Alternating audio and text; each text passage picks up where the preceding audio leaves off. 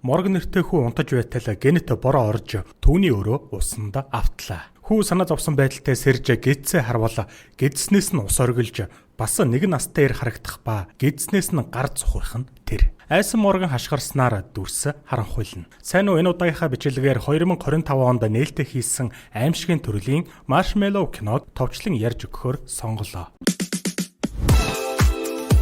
Юна BBQ-н Paradise Plaza-гийн 1-р давхурт байрлаж байна. Үйлчлүүлэгч та маха өөрөө шарж идэх боломжтойгоос гадна олон төрлийн солонгос хоолны маш өргөн сонголттой. Мөн шөнийн 230 минут хүртэл амттай халуун хоолоор үйлчилж байгаа болохоор найз нөхөд гэр бүлтэйгээ ирээд амттай хоолыг амаа олохгүй идээрэй.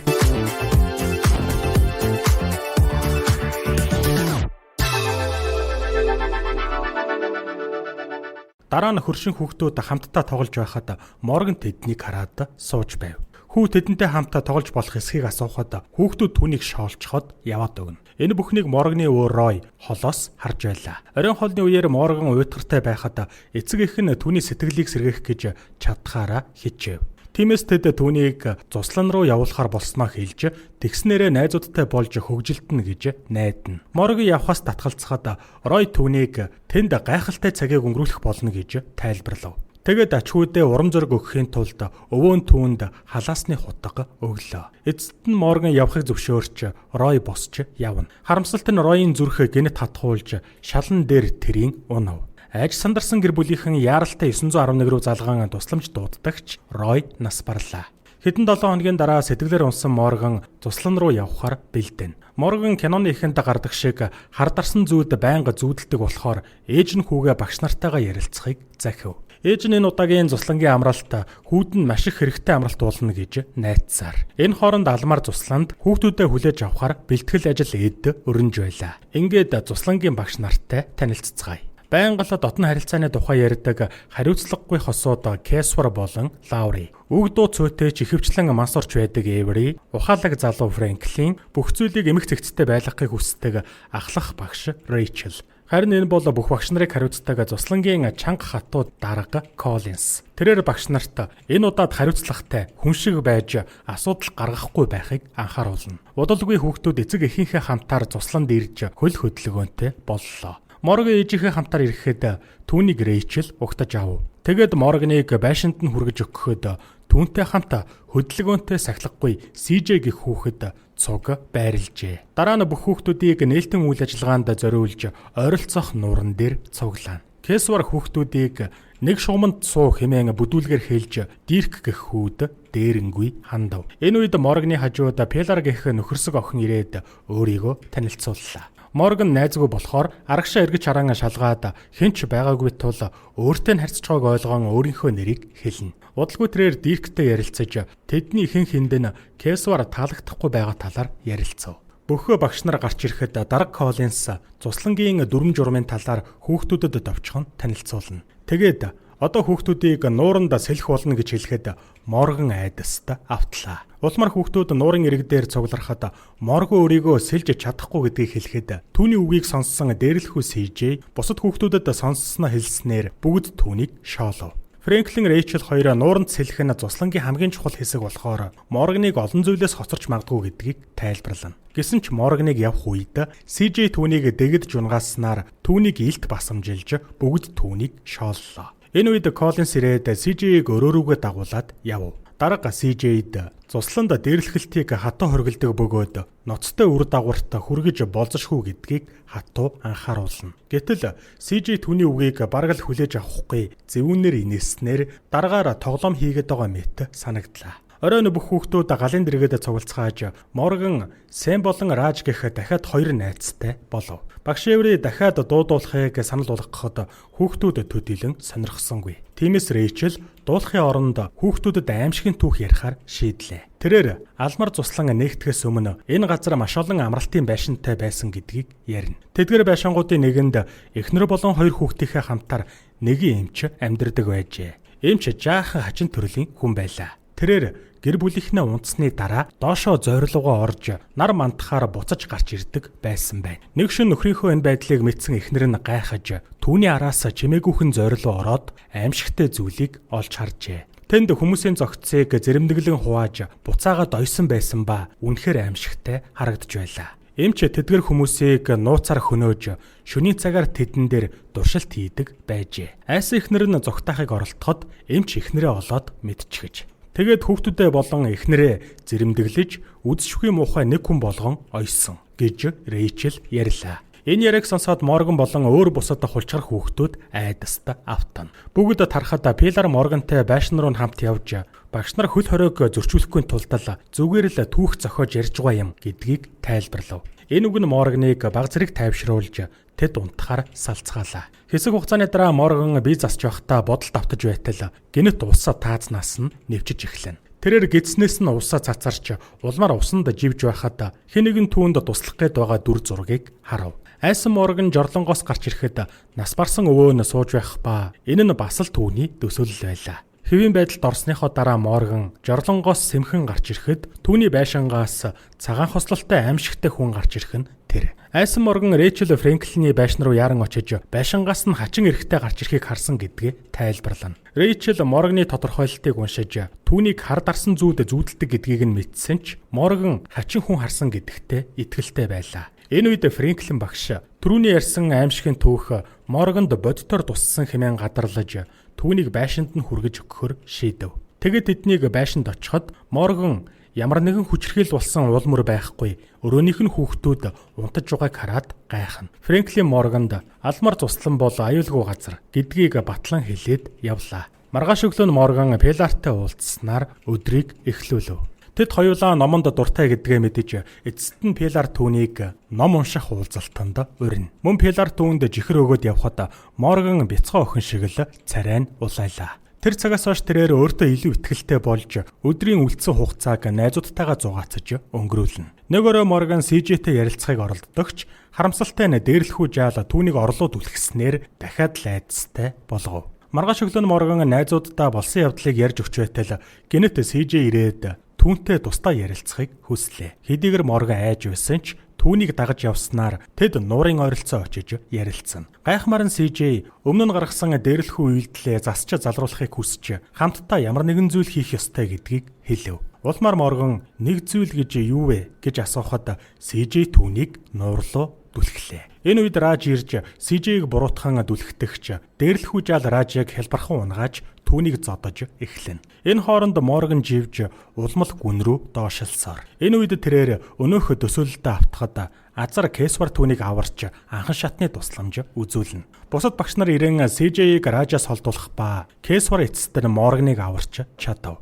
Орой болж хүүхдүүд цагийг гадаа өнгөрүүлж байхад сэтгэлээр унсан Морган өрөөндөө байж байлаа. Удалгүй Дарк Коллинс халуун уух зүйл барин Морган дээр ирээд юмс дээрдэх болно хэмээн урам зориг хайрлана. Алмар цусланд дээрлэхэлт байх ёсгүй болохоор дарга CJ-тэй тулж харьцуулна гэдгээ илэрхийлв. Шөн дунд Морган гинэт өөрийгөө нуурын дэргэд байхыг мэдэх ба түүний нас барсан өвөө түүнийг хүлээж байлаа. Гинэт өвөө нь хачин аашилж эхэлснээр нөхцөл байдал илүү аимшигтай болж ус хаа сайгүй нэвчэж эхлэнэ. Морган хашгирахад амнаас нь маш их ус годогдон гардагч удалгүй энэ нь хар дарсан зүүд байж таарав. Унтаж чадхаа болсон Морган цонхороо шагаахад байшингуудын нэгнээс гэрэл анивчиж байх нь тэр. Түүний сонирхол нь хөдөлж юу болоод байгааг шалгахаар сэмэрхэн очино. Морган дотогшоо ороход хаалганы цаанаас хурц гэрэл тусч түүнийг айдас тавтуулав. Бүр аимшигтай нь дотор эрхтнийг нь авчихсан CJ-ийн цогцос байхаас гадна бусад хүүхдүүдийн цогцч бас байлаа. Энэ үед цагаан хослолтой хүн гарч ирэн Морганы хөлнөөс чангааснаар түүнийг хашгирахад хүргэнэ. Улмаар Морган өвөөгийнхөө өгсөн хутгаар түүний хөлөнд зоосноор зогтох боломж гарав.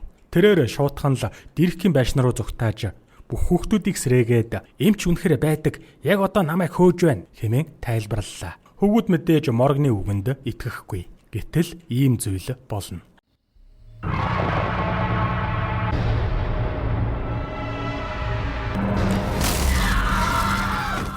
Галзуу эмч тэдэн рүү ойртоход хүүхдүүд түүнийг дүлхэж унгаагаад зогтаав. Удалгүй эмч замдаа таарсан хүүхдүүдийг цахилгаанаар зохиулснаар цусланд эмх замбраагүй байдал үүслээ. Юна BBQ нь Paradise Plaza-гийн 1-р давхурт байрлаж байна. Үйлчлүүлэгч та маха өөрөө шарж идэх боломжтойгоос гадна олон төрлийн солонгос хоолны маш өргөн сонголттой. Мөн шөнийн 230 минут хүртэл амттай халуун хоолоор үйлчилж байгаа болохоор найз нөхөд гэр бүлтэйгээ ирээд амттай хоолыг амаа олохгүй идээрэй.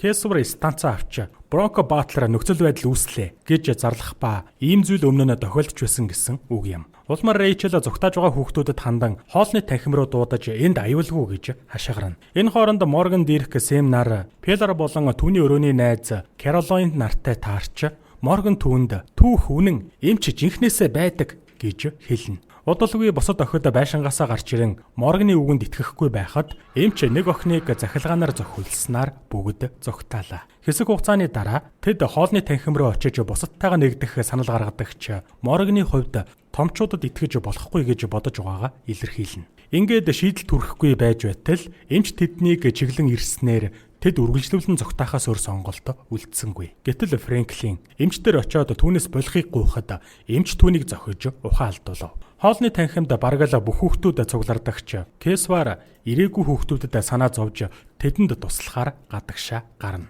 Нөгөөхэд тусгаарлагдсан амбар руу орж дотроос нь түгжлээ. Эндээс тэд сэлүүрт завны хэрэгслүүд олж тусламж олохын тулд нуурын эрэг дагуу явах санал гаргав. Гэтэл Морган уснаас айдаг болохоор шуутхан л энэ санааг няцаана. Пилар түүнээс сэлхээс яагаад тэгтлээ айгаад байдгийг нь асуухад Морган түүнд хар дарсан зүүд байнга зүүдэлдэг талаараа тайлбарллаа. Хэдэн жилийн өмнө тэрээр усан сан дунаж бараг л живж өгтгийн даваан дээр өвөө Ройн ирж түүнийг аварч байжээ. Хэсэг хугацааны дараа хаалгыг хэнэгэн балбаснаар тэд нуугдахад хүрэв.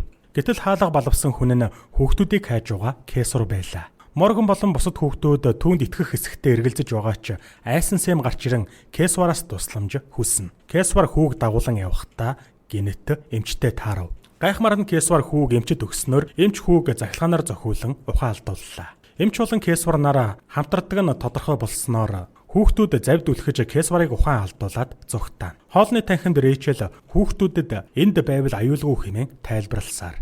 Гэсэн ч эмч орж ирэн хүүхдүүдийг нэг нэгээр нь захилгаанаар зохиулж эхэлснээр аюулгүй газар биш болж хувирав. Амбарт Каролайн найзуудтайгаа зугтаагүй үлдсэн гэдэг нь тодорхой болно. Айж сандарсан тэрээр ойгоор зугтааж байхдаа бүдрэн унаж хөлөө гэмтээчв.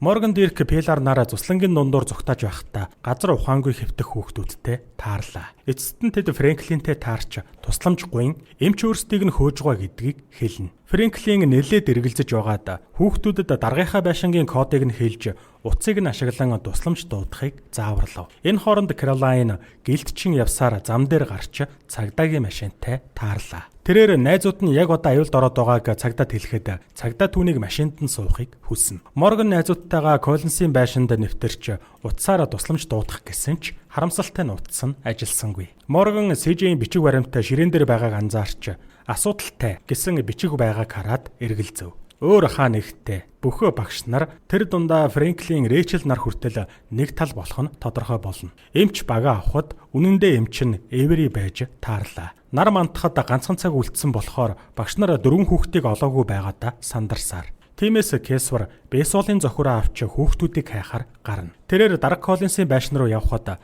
Азар Дирк түүнийг ирж байгааг цонхоор харав. Гэтэл Дирк энэний учрыг өөрийгөө олно хэмээн зоригтойгоор хэлж нөгөө хоёрыгоо нуугдахыг хүснэ. Удалгүй Кесвар хаалган дээр ирж хаалгыг мөргөж эвтгэр шийдэн дайрахтай зэрэгцэн Дирк хаалгыг нээснээр Кесвар унлаа. Ууралсан Кесвар босч ирээд хаалга руу явхад Дирк түүнийг бейсболын зохиороор нь зохиж ухаан алдуулав. Дирк өөрөөрөө бахархан зогсож байтал Рэйчел түүнийг захилгаанаар зохиулан ухаан алдуулна. Гадаа Каролайны хамтаараа цагдаа ирэхэд Рэйчел түүнтэй ярилцахаар очлоо. Гэтэл цагдаа Каролайныг машинаасаа буулгаснаар ийм зүйл болно.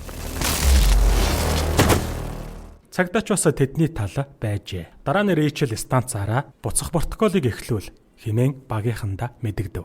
Ингэснээр хэд хэдэн бүхээгтэй машин тэр даруй ирцгээлээ. Коллинсийн байшинд хүүхдүүд CJ-ийн бичиг баримтаас түүний үхсэн өдөр болон цогцсны зургийг хараад цочирдоно. Морго өөрийнхөө бичиг баримтыг олоод унших үед түүний өмнө нь усан санд живсэн үйл явдал харагдав. Тэрээр үнэхээр зочирдом зүйл олж хараад айсандаа хашгирлаа. Гадаа цагаан хослол өмссөн хэд хэдэн хүмүүс бүхэхтэй машинаас гарч ирэн ухаангүй болсон хүүхдүүдийг ачиж эхлэв. Энэ хооронд Коллинс бусад багш нартайгаа уулзах ба тэрээр энэхүү учир битүүлэг үйл ажиллагааны удирдагч гэдэг нь тодорхой болно. Тэрээр одоог болтол хоёр хүүхдийг олоогүй дуурлаж тэд ямар их үнцэнтэй болохыг тайлбарллаа. Тэд ярилцж байх хооронд Морган Пилар хоёр цахилгаан бороохой барин өрөөнд орж ирэх нь тэр. Өөрсдийнхөө бичиг баримтыг олж уншсан хоёр найз ууртайгаар бид өвчгсөн юм уу гэж асуув. Үргэлжлүүлээд Морган бид бичиг баримтаа уншсан. Би живж өгсөн байсан гэж хэлээд энд яг юу болоод байгааг мэдхийг хүсэв. Багш нар юу гэж хариулахаа мэдэхгүй байхад Коллинс та нар үхээгүй. Учир нь та нар огтхон ч төрөөгүй гэж хариуллаа. Тэрээр жинхэнэ Морган өнгөрсөн жил усанд живж нас барсан. Харин чи бол тэр биш гэв. Энэ үед Фрэнклин орж ирээд Коллинс руу одоо болно. Энэ бол хүнлэг явдал биш, аимшигтай явдал гэж хашгирна. Тэрээр жинхэнэ ч вэ биш ч вэ тэд бол хүүхдүүд гэдгийг илэрхийллээ. Гэтэл Коллинс олон жилийн өмнө Бенжамин гэх хүн нас барсныг илчлэнэ. Тэрээр одоо энэ технологийн тусламжтайгаар хүүхдээ алдсан гэр бүлүүдийг элэг бүтэн байлгахыг хичээж байгаагаа хэлэв. Тэгэд Коллинс Морганд халаасны хутгийг нь өгч өрөөнөөс гарч явлаа. Улмаар Фрэнклин би системд нь арчилт хийн гэж хэлээд бусдыгаа явахыг хүснэ. Бүгд явсны дараа Фрэнклин бүх зүйлийг нарийн тайлбарлаж өгөв. Фрэнклин хүүхдүүдийг робот биш, гэхдээ бас хүн биш гэдгийг хэлнэ. Хүүхдүүдийг цуслан руу авчирдаг гол шалтгаан нь инженерүүд тэдэнд өөрчлөлт хийж системийг шинжилэхэд оршдог гэдгийг илчиллээ. Цусланд ирэх бүрт хүүхдүүдийг ааш зан гадаад байдлгээд бие бэлтрийн хувьд өөрчилдөг гэв. Пилар найзууд нь өөрийг нь хүн биш гэдгийг мэдхүү гэж асуухад Фрэнклин ихэнх эцэг эхчүүд энийг нууц болгож хадгалдаг гэж тайлбарлана. Энэ хооронд инженерүүд ухаангүй байгаа хүүхдүүдийн толгойд дөхөөрөмж байрлуулж байлаа. Фрэнклин хүүхдүүд буцаад сэрэхдээ яг юу болсон талаар ямар ч дурсамжгүй сэрдэг гэдгийг хэлв. Дараа нь Фрэнклин Морган Пилар хоёроос дурсамжтайгаа үлдмээр байна уу хэмээн асууж үгүй бол арилгаж болно гэдгийг тайлбарлана. Маргааш өглөө болоход бүх зүйл буцаа тавийн байдалтай орсон байлаа. Хүүхдүүд юу ч болоогүй мэт гадаа тоглож инээлтсээр. Хоолны танхимд Морган найзуудтайгаа ярилцаж байхад ааш зан нь бүхэлдээ өөрчлөгдсөн CJ түүн дээр ирж юу байна да хэмээн асуув. Удалгүй Кэсвэр хөхөрсөн нүртээ ирэхэд Дирк түүнээс юу болсныг асуув. Кэсвэр өөрийгөө ууланд алхаж байхдаа санамсаргүй унчсан гэж эргэлзэнгүй хариулахад Морган завинд зохиулаагүй гэдэгтээ итгэлтэй байна уу гэж асуух нь тэр. Эндээс Морган дурсамжаа арчуулалгүй хадгалж үлдэхэр шийдсэн нь тодорхой болно. Энэ хооронд Коллинсад дээд удирдлагаас нь дуудлага ирж бүх цуслангуудаас олон 10 эвдэрлийн мэдээ хүлээн авч байгаагаа дуулгалаа. CJ-ийн дээрлэхүй байдлаас ч 7 дор асуудал үүсжээ. Учир нь хүүхдүүд маш ихэр дайсагнах зан аран шинтэй болсон байна. Энэ үед нууранд цусулсан цогцоос хөвж байгаа нь харагдана. Тэгээд энэ эмх замбраагүй байдлыг арилгахын тулд хэд хэдэн албаны баг ажиллаж байгаа гэдгийг дээд тушаалтан Коллинсод мэдэгдэв. Энэ үед цусанд удагдсан хутга барьсан Пилар өрөөнд орж ирлээ. Харин гадаа Рэйчлийн цогцоос хэвтэн. Тэгэд кино маань ингэж төгсдөг.